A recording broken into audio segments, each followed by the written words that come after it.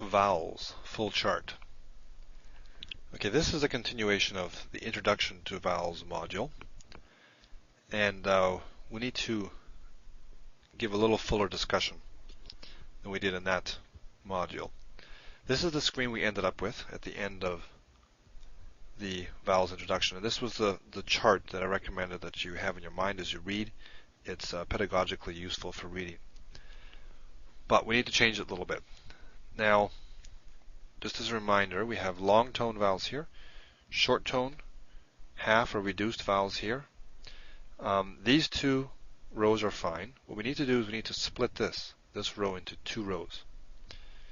And the challenge here is going to be to get this to all fit on one screen. So what we're going to do is we're going to get rid of these guys. I guess I can just click them. Ugh, it's easier to do it this way. You know what they are anyway. And let's go back to our yellow color. I had said these were long tone vowels. Technically that's not true, because if there is a mater, it's not a long tone vowel, it's a historically long vowel. So let us split this up into the tsere. We put the tsere yud up there, and we'll get rid of him. So we have the tsere yud here and the tsere here now. So this is our historically long vowel, and this is our long tone vowel. They're pronounced the same though, which is what the other chart showed us. So tsere yud and yud. Likewise, we'll rewrite our hidik yud up here, and we'll get rid of this guy.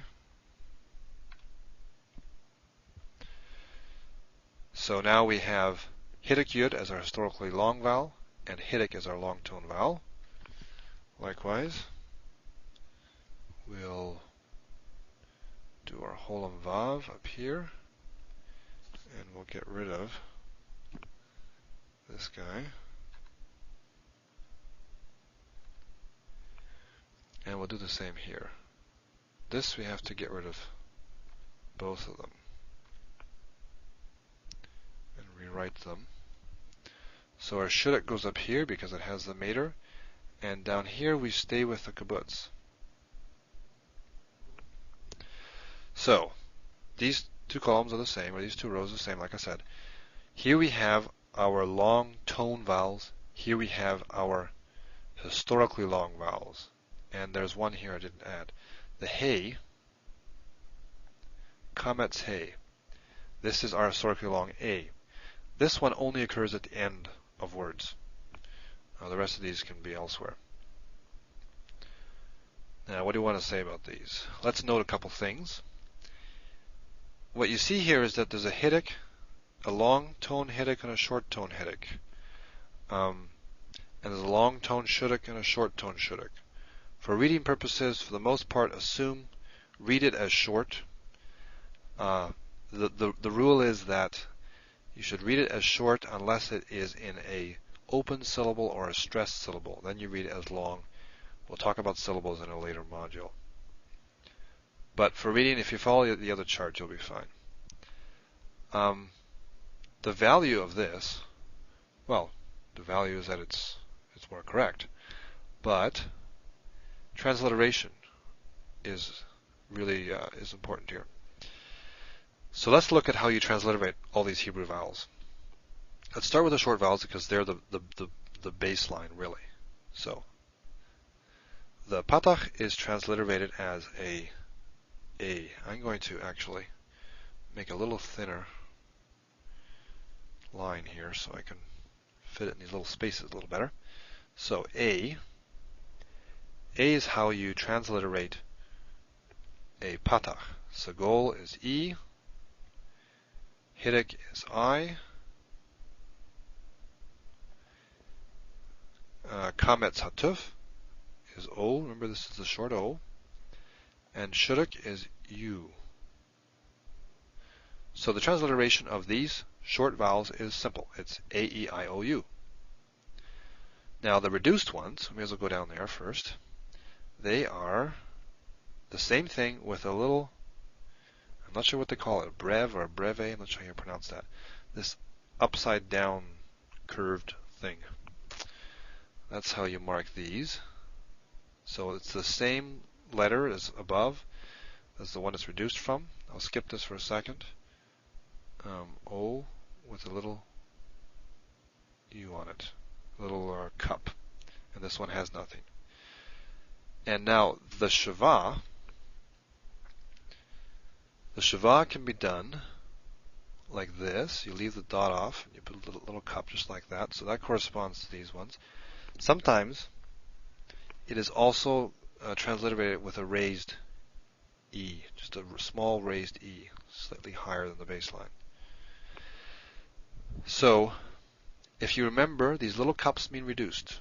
Small little cup means reduced to half vowel. If there's no mark on the, if there's no diacritical mark on the transliterated letter, then it's just a plain old short tone. Now the long tone uses the same letters, but we add a macron, which is a line on top. So, looks like this. Patach is just a straight A. Kametz is A with a macron. Likewise, this will have a macron. Sagol is just a straight E. Tsere is E with a macron. Now, do we put the, I guess we dropped the dots when we do this. It didn't show up very well, did it? So I with a macron is our long hidic. Our short hidic is the regular English I. And holum, O with the macron, as opposed to O for the kametz hatuf. And the long kibbutz would be like this. U with a macron, as opposed to simply a U. So long tone vowels take a macron. Now historically long vowels take a circumflex. We're going to put this here. It's just where I can find a spot, eh? So A with a circumflex. Likewise E with a circumflex. And I with a circumflex. And O with a circumflex. And U with a circumflex. So this chart really helps for transliteration. Short tone is just your basic letter. Reduced or half have this little cup. Long tone has the macron, the horizontal line on top, and the historically long vowels have the circumflex. Now another one of my teachers came up with a really what I thought was a quite clever little way to remember that the circumflex goes on the one with the historically long vowel. Historically long vowels, if you remember, are the ones that have the maters. These are all have the maters, these consonants, right? And mater means mother. So this looks a bit like the roof of a house. So if you see the roof of the house, then you know the mother is in the house. The mater is in the house. So the circumflex goes with the maters. If that helps you, that's great. So that's how you transliterate vowels in Hebrew, and this chart, as opposed to the previous simplified chart, shows the distinction between true historical long vowels and long tone vowels.